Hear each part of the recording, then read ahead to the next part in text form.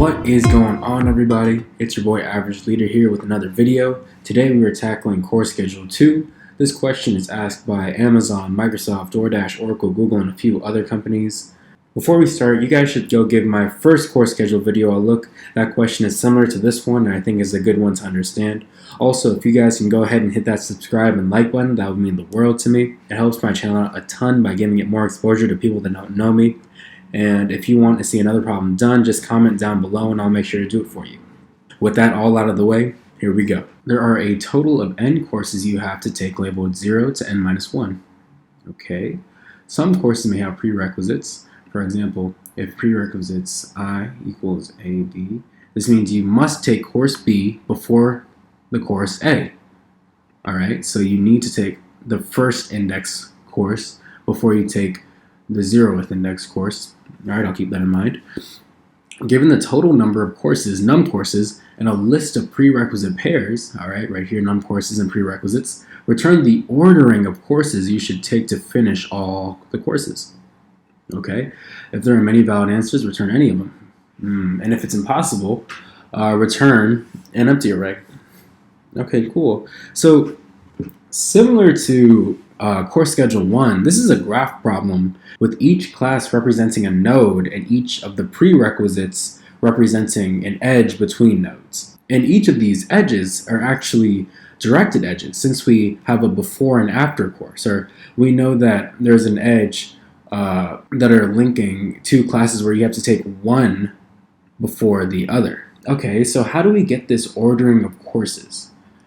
Specifically one where we could take to finish all courses. Well, let's look at the examples. So here we have 2 courses, and here is the graph representation of it. There are a total of 2 courses to take. To take course 1, you should have finished course 0. Okay, so 1 has to come right after 0 in this case. So there's only one ordering. I guess you couldn't, if you wrote 1, 0, that wouldn't make sense because you need course 0 in order to take course 1. So there's only one answer to this. Okay, I'll keep this in mind. Let's move on to example number 2. So here, let's look at this particular example and we'll look at this graph. So for this graph, the output is 0, 2, 1, 3, and the explanation is there are a total of 4 courses to take. To take course 3, you should have finished both courses 1 and 2. Both courses 1 and 2 should be taken after you finish course 0. Oh, so reading this and seeing that our answer could have been 0, 1, 2, 3 or 0, 2, 1, 3 really makes me think of one thing. Does anyone else know what I'm thinking of? I'm now looking at this again, and this is looking like a topological sort of our graph. So if we ran a topological sorting algorithm on our graph, I'm sure that we could get either this ordering or this ordering. And now that I'm looking at the problem as a whole, this really does scream use a topological sort. I just didn't see some of the hints that were scattered in this description. So this really screams topological sorting because 1, we have a graph. We have some form of graph representation, so that's a necessary step that you need when you have a topological sort. And 2, this screams topological sorting because we need to sort objects based off of some rules. The objects we need to sort are the classes, and the rules are actually represented by this prerequisite where you need to take a specific class before you take the next class. So here the rules are you need to take 0 to take 1, and you need to take class 0 to take 2, and you need to take class 1 to take 3, and finally you need to take class 2 to take class 3. So those are the rules. So now, I know a question you guys might be asking is, what is a topological sort? Well, the topological sort algorithm takes a directed graph and returns some sort of ordering where each node appears before all the nodes it points to. So if you look at the example that we have, example number 2, and we look at the output, 0 points to 1 and 2, and 0 comes before 1 and 2 in our output. Then we go to 2. Now 2 only points to 3, and notice how 2 comes before 3 in our output. Okay, so now let's go to 1. So 1 also points to 3. Notice how 1 is before 3. And finally, when we end with 3. Now, it's also important to say that there are many valid answers, and in this case, we could have done 0, 2, 1, 3 or 0, 1, 2, 3. So that's also another big giveaway. You could have multiple outputs from topological sort on a graph. So the real question is, what does a topological sorting implementation look like? Well, there's 2 ways we could do this. 1, we could use a stack, or 2, and my personal favorite, we can use an in-degree. I really like using the in-degree in these types of problems. Whenever I need a topological sort, I usually resort to an in-degree, but if you guys want to see me solve this using a stack, just let me know in the comments and I'll make sure to do that for you guys. But what is an in-degree? Well, let's just say we had 2 vertices, all right, and we'll call it vertice 1, and we'll have an arrow from 1 pointing to vertice 2. Now, since there's 1 arrow that is coming into vertice 2, 2 has an in-degree of 1. Now, let's say we have another node, we're going to call it node 3, and that has an arrow from 3 pointing to 2. Now, there are 2 edges going into 2, so that means 2 has an in-degree of 2. So using an in-degree, we can actually do a topological sort on this graph. Now, what does that implementation look like? Well, first, let's scan our entire graph and look for all the vertices with an in-degree of 0, meaning there are no edges going into it. If we have any vertices, we'll add them to a container. We need some type of like first come, first out type data structure, and one that comes to mind that follows that exact same rule is a queue. So we'll take all the vertices that have an in-degree of 0 and store them in the queue. Then we will slowly pop them out, and for any node we pop out, we're going to remove it from the graph. And if we remove a node from the graph, we need to remove it as well as its outgoing edges. Now, if we remove a node from a graph with its outgoing edges, that means the in-degrees of some nodes might be changed. Because that node might be pointing to another node, and if we remove our original node out, then that means we need to change the in-degree of that other node. So when we remove our node, let's update all the other nodes that were affected by that by reducing its in-degree by 1, or by however many edges were going into that node. Now, after we reassign the in-degrees of the nodes that were affected, we're just going to redo these steps. We're going to find the new nodes that have an in-degree of 0 and add them to the queue. Then we're going to remove that node from the queue.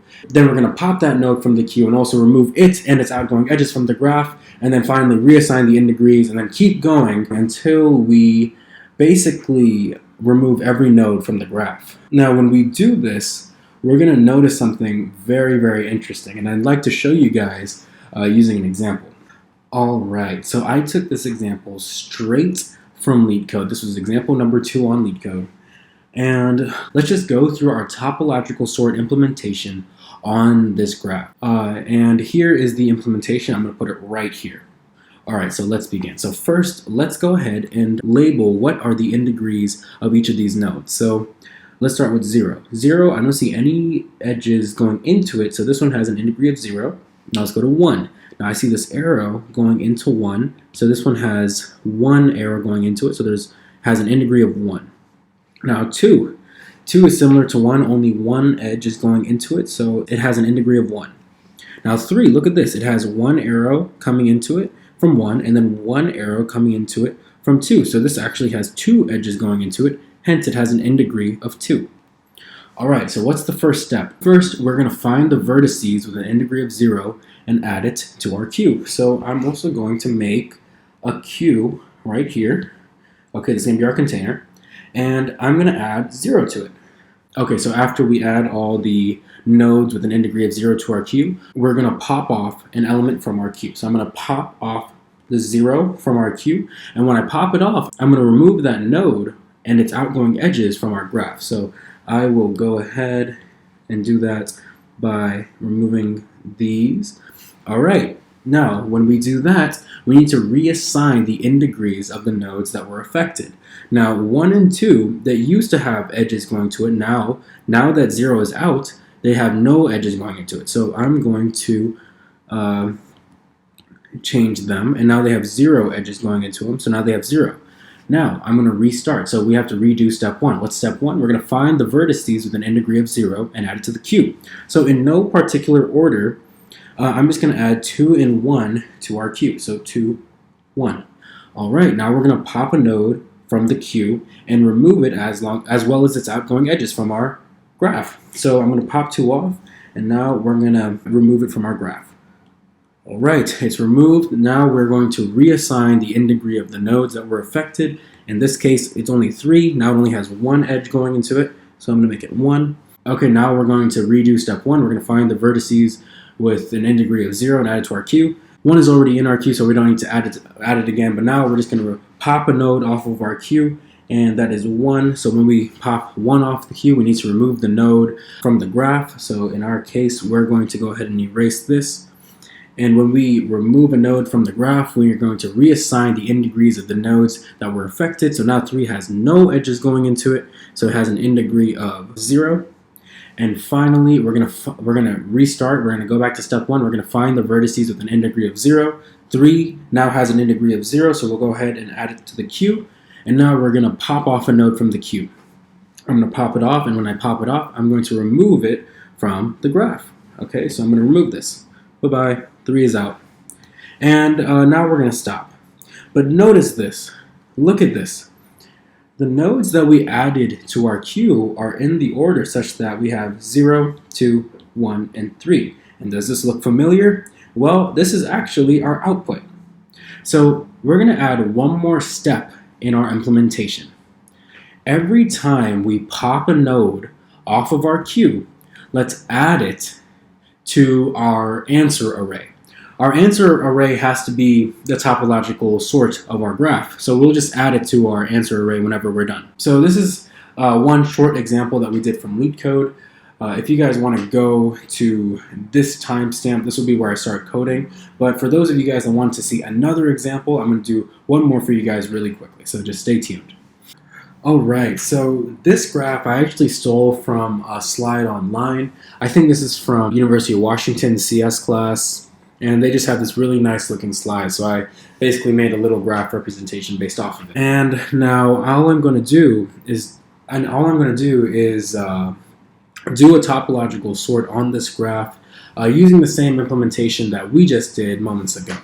So before I start, I'm going to go ahead and label the end degrees of every single node on this graph. And remember, the end degree of a node is just the number of edges that are going into that node.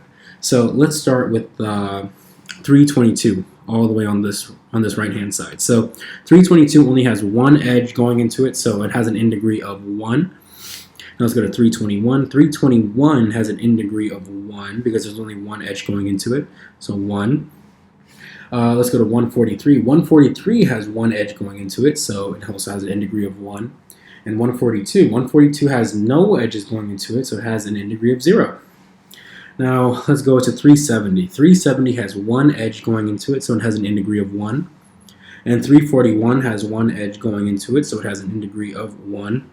326 is similar, has an end degree of 1 since there's 1 edge going into it. Now 421, that's interesting because this one has 2 edges going into it. So this one has an end degree of 2. And 401, look at this monster. It's got 1, 2, 3, 4 edges going into it. So it has an end degree of 4. And 378 has an end degree of 1. Alright, all the end degrees are out there. Now let's go ahead and go through our implementation. So, first things first, let's go ahead and find all the vertices with an end degree of 0 and add it to our queue. Luckily, that just happens to be 142 for us, and everything else has something more than 0. So once we do that, we're going to pop that node from our queue, and when we pop it, we're going to remove that node and its outgoing edges from the graph. So let's remove 142 from the graph.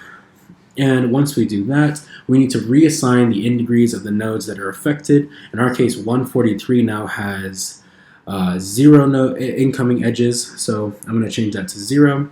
Okay, and after we do that, we're going to go back to step number 1. We're going to find the vertices with an end degree of 0 and add it to our queue. So it looks like 143 is the only node here with an end degree of 0, so let's add 143 to our queue. And nothing else has an end degree of 0. Okay, so now we're going to remove our node from the queue. We're going to pop it off from the queue. And when we do that, we're going to remove that node that we just popped off from our graph. So we just popped off 143. Let's remove 143 from our graph. So 143, and I'm just going to keep a mental note that there are 4 edges that are going out of it. So those are 4 nodes that we need to reassign. Okay, so now that we've removed that node, we're going to reassign the in-degrees of the nodes that are affected. So what are the nodes that are affected? 321 had an edge going into it, and now it doesn't, so it has an in-degree of 0. And 341 had an edge going into it, now it doesn't, so it has an in-degree of 0. Same with 370, and same with 378. Now we're going back to step number 1 and adding all the nodes with an in-degree of 0 back to our queue. So in no real particular order, I'm just going to go ahead and add 378, 370, 321, and 341 to the queue. Amazing. So now let's go ahead and pop an element off from our queue. So 378, let's pop it off from our queue. And when we pop it from our queue, let's remove it from our graph. So 378 will be removed. And when we remove that node, we're also removing the outgoing edges of that node. And finally, we are going to reassign the in-degrees of the nodes that are affected. Luckily, only one edge was coming out of 378, and that edge was actually going into 401. So look, now 401 only has these 3 edges going into it, and it now has an in-degree of 3. All right, now let's go back to the first step. Let's add any new nodes that have an in-degree of 0. Luckily, 370, 321, and 341 were all in the queue before, so we don't need to add them again. And let's just go ahead and pop off the next element. So 370 is the next element, and when we pop off a node, we're going to remove it and its outgoing edges. In our case, 370 has no outgoing edges, so let's just remove it from our graph.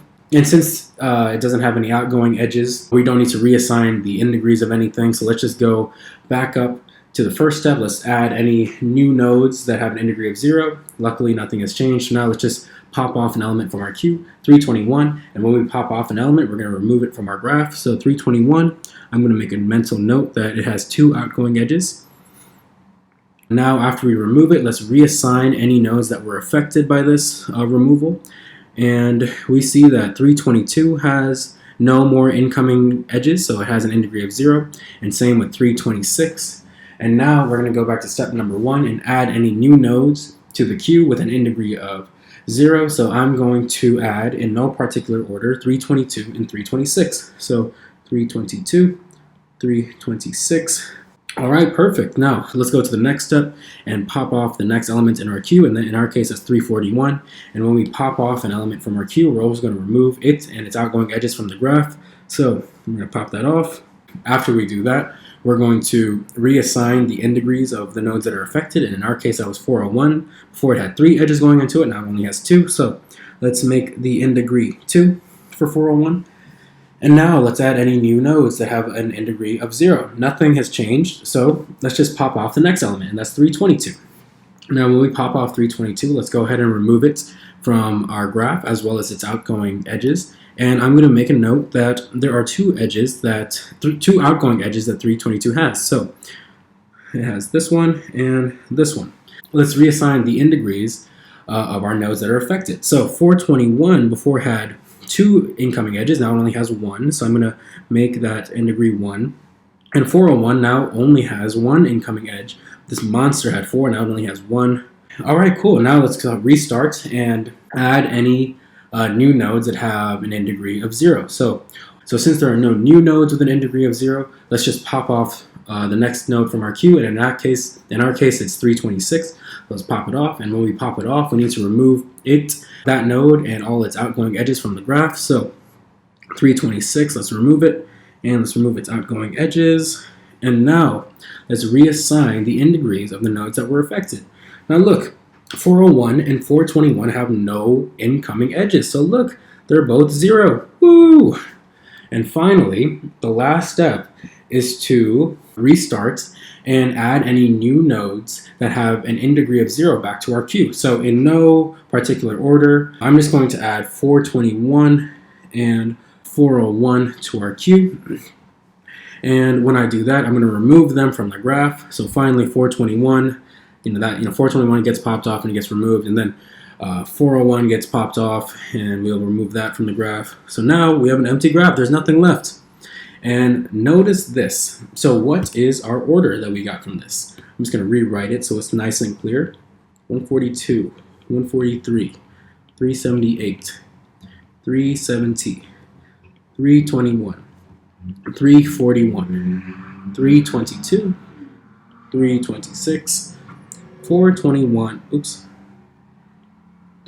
421, and 401. And notice here that this is the exact same answer as the one that was in the slide. Look, the answer is the exact same.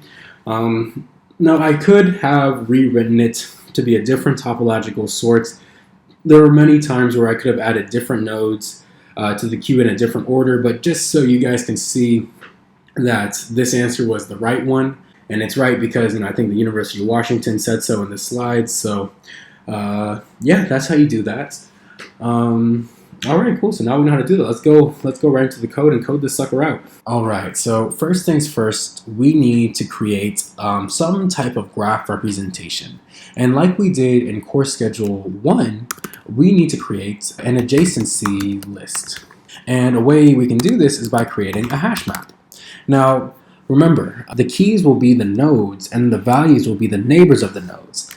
And since we're given n courses labeled from 0 to n-1, we can actually store those as the nodes. And that means our keys can be an integer.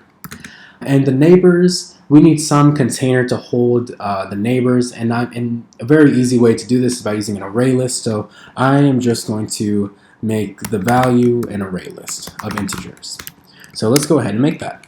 I'll do map integer list integer. I'll call it graph equals new hash map.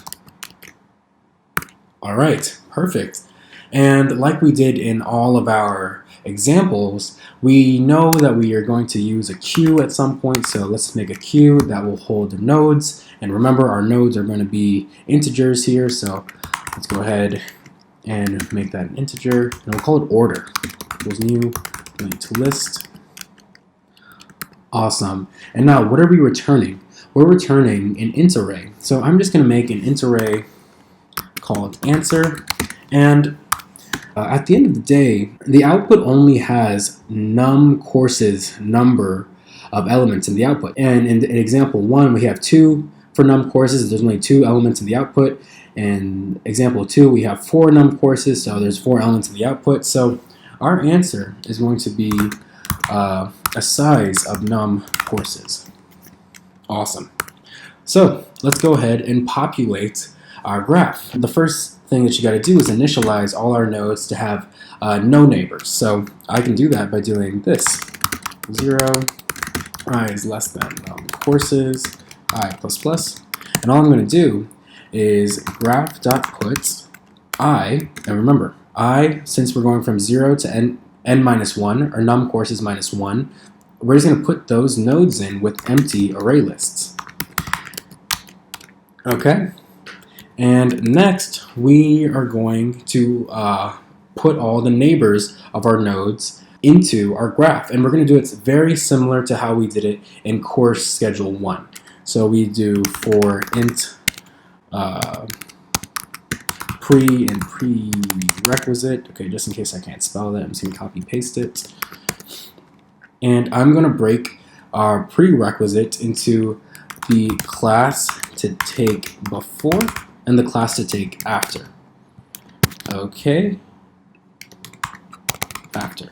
Now we're told in the instructions that we will take course B before course A. So the first index represents the class to take before, and oops, my bad. And the 0th index represents the class to take after. So let's do that here. Class to take before is pre1, which is the first index, and class to take after is the 0th index. All right, now that we have these, all we're going to do is get the neighbors of the class to take before, and we will add the class to take after to its neighbors. So we can do that like this. List integer neighbors equals graph.get class to take before.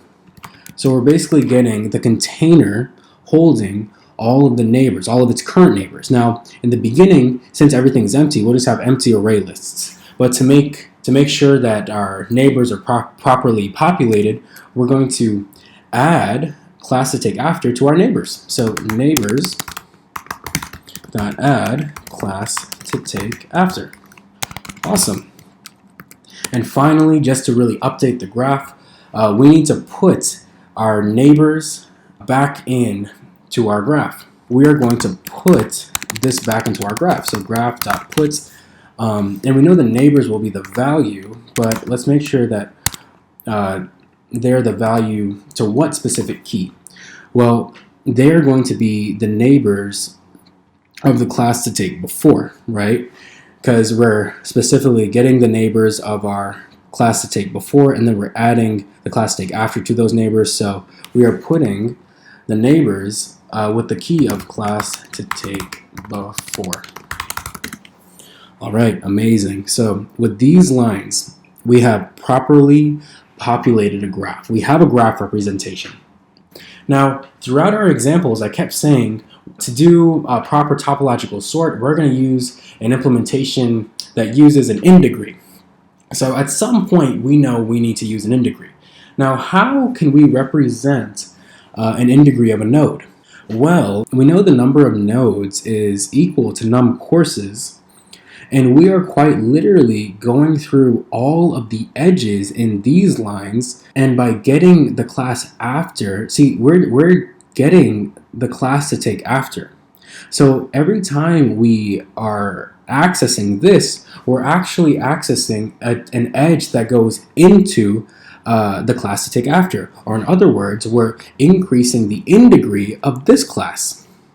So what we can do to hold the in degrees of each of our nodes, we can just create an int array that will be the exact same size as our answer, and we'll just call it in degree num courses. And every time we access the class to take after, let's just increment the in degree of that class. So I'll do in degree class to take after, plus plus.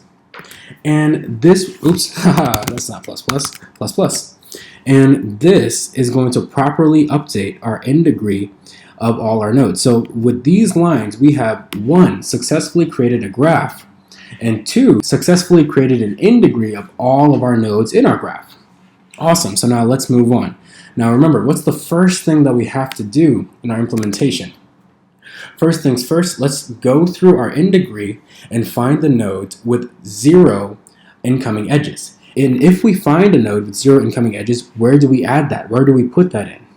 Well, we're going to put that into our queue that we have, our order queue. So let's do that. For int I equals 0, I is less than in degree dot length I plus plus. And if the in degree, and we're going to access it at that index because each of the indices are going to represent our nodes. So if this specific node has an in degree that's equal to 0, then offer it, we're going to give it to our queue. So order.offer I. All right, now after this, we found all of the nodes with 0 incoming edges, and now we have a starting point. And so the next steps that we have to do, like we did earlier, is pop the node from the queue, and then remove the node from the graph, and then reassign in degree values. And if in degree of a node is 0, add it to the queue. So how do we know when to stop? Well, in our examples, we kept going until there was nothing in our queue. So all we have to do is while the queue isn't empty, or while order is not empty. Oh, that's kind of handy. There was a little glitch there. I pressed enter, it didn't work for me. So while this isn't empty, we're gonna remove the head of our queue. And that's gonna look something like this. Order.pull. All right, so we've popped a node from the queue. All right, now we're going to remove the node from the graph. Okay, so how do we remove the node from the graph? Well, at the end of the day, we don't really care about actually removing this from the graph. Rather than, it's really reassigning the in-degree values that is importance to us, because that's what we're using as the basis for what goes into our queue. So what we're going to do instead is get all of the neighbors that our node has and then reduce those neighbors' in-degree by 1, because if we decrement its in-degree by 1, we are successfully removing this particular node from the graph. So let's go ahead and do that. List integer, and this is going to be the neighbors like we did before, equals graph.get node. All right, now what are we going to do? We're going to iterate through all the neighbors. All right, so for integer neighbor in neighbors, we're going to iterate through all the neighbors, and we're going to essentially remove this node from the graph. And the way we can do this is by removing that edge from its neighbors. And that's basically what we did in our examples that we were drawing out earlier. So I'm going to decrement the in-degree of this particular neighbor by 1. So we have that. So after that, we basically reassigned the in-degree values. Now, what's the last thing we have to check? Well, if the in-degree of a node is 0, we're going to add it back to the, oopsies.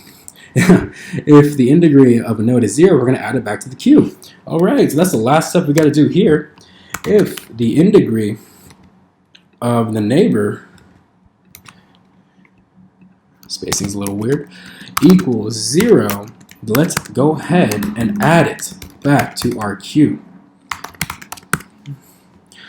All right, amazing. Now, remember, what are we actually returning? We're returning this answer. So we haven't done anything to the answer yet, right? But I know that we're going to return it here. What did we say while we were going through our example? Our queue essentially held the order that we wanted, our topological ordering that we wanted. So every time we pull or pop off an element from our queue, let's add that to our answer. So to actually access each index of our answer, let's make an index variable, and we'll assign it to 0. And every time we pop from the queue, let's just go ahead and put this node at the index that we're at in our answer. So that would look like this: answer index equals node. And after we do that, we just need to increment our index so we're at the next possible spot in our answer array. All right, cool. So let's just go ahead and run this and make sure I didn't mess up. I probably messed up somewhere. They ask you how you are, you just have to say that you're fine when you're not really. I knew it. All right, so let's see. Graph.put neighbors. I swear, I think I misspelled neighbors in my last video too. Aha, there it is. Yep, misspelled that. Hopefully, okay, good. This was accepted. Let's also check this test case of example number 2. And okay, also accepted. We were given this one last instruction. If it is impossible to finish all courses, return an empty array. So what would an example of that be? Well, let's look at a quick example of what wouldn't work. All right, so we need to think of a situation that wouldn't work here. Or in our instructions, specifically it says, if it is impossible to finish all courses, return an empty array. Now, I'm going to think about this, and let's just try to think of a situation that might not work. So let's look at this example. Now, this example was taken from course schedule 1, actually, and let's do our implementation of topological sorting on this graph really quickly. All right, and I purposefully made it a cycle because thus far we actually haven't seen a cycle, so why not try it on a cycle? Like if I'm in a position where I don't exactly know what to do, I'm going to think of every possible situation that could help us. And in our case, we haven't tried a cycle. So let's go ahead and try it. So let's first go ahead and get the in degrees of our vertices here. So 0, there's one vertice going into it, and 1 has one vertice going into it.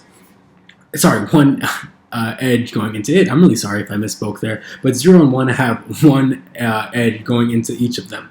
Okay, now what's the first step of our implementation that has worked so far? We need to find all the nodes with an in degree of 0 and add it to our queue. But what? Whoa, look at this. Each of our nodes has an in degree of 1. So we actually can't even do this. Like, it's not even going to work. And let's just think about this in like a normal situation. Like in college, like when we're taking classes, you can take a prerequisite before you take a major class, right? But does it make sense to take a prerequisite to take a major class, but you need to take a major class to take a prerequisite and the prereq to major? It's just a cycle. It doesn't work. It doesn't make sense. So looking at this, graph, this cycle is just a big example of something that wouldn't work. And actually, there's a rule in topological sorting which goes, topological sorting can only be done on a DAG, on a directed acyclic graph. Okay, it can't be done on an undirected graph, and it can't be done on a graph with a cycle in it, just like we have right here. So this is an example of something that wouldn't work. So let's go ahead and make sure that this is in the code somewhere. This is represented in the code somewhere. Okay, so after seeing that, similar to course schedule number 1, anytime we have a cycle, that is an invalid course schedule, and that makes complete sense. Now, we don't need to do any big cycle detection throughout this whole thing. What we're really looking for at the end of the day is we're checking to see if our index is at the proper number of courses that we have, right? If there's a point where we have an in degree that isn't 0, well, where we have an in degree of 1 everywhere, like we had in our example, our index isn't going to be at the end of our answer array, right? It needs to be at the end. So that's what we're going to check. If our index does not equal answer.length, then we're going to return new int an empty array, just like it says here. And I think this should work, so let's go ahead and submit this. Perfect. 5 milliseconds, faster than 69.09 of all Java submissions. Amazing, guys. That's how you do that problem. So let's talk about runtime in space complexity. Well, to actually create the graph, we are iterating through all of our edges here, as well as iterating through all of our nodes. So we do that through these lines right here. So immediately we have linear time. Now let's just make sure we're not going through anything in quadratic time, in like n squared. So here we have created the graph, and we also go through to make our in degree. So then we go iterate through the in degree one more time. So we iterate through all the nodes one more time, and we are essentially iterating through the edges one more time. So we have 2 times e plus v so far. But, we just dropped the constant, so this is no big deal. And finally, we're iterating through the nodes and edges a 3rd time here, but this time we're removing all of our nodes from the graph. So essentially, we're just iterating through all of our vertices and our edges 3 times. So it will be 3 times e plus v, or edges plus vertices, but we dropped the constant there. So we are actually running this in linear time. And our space complexity is actually our queue, where our queue is holding just our nodes and our edges. So our space complexity is also O of edges plus vertices, or O of E plus V. And yeah, guys, that's how you do that problem. Let me know what you guys thought. If you guys found any value, make sure to like this video and subscribe to the channel. Also, if there are any other problems you guys would like to see, let me know in the comments. I'll be sure to do them for you, and I'll tag you too. You guys have a great rest of the day. I'll see you guys next time.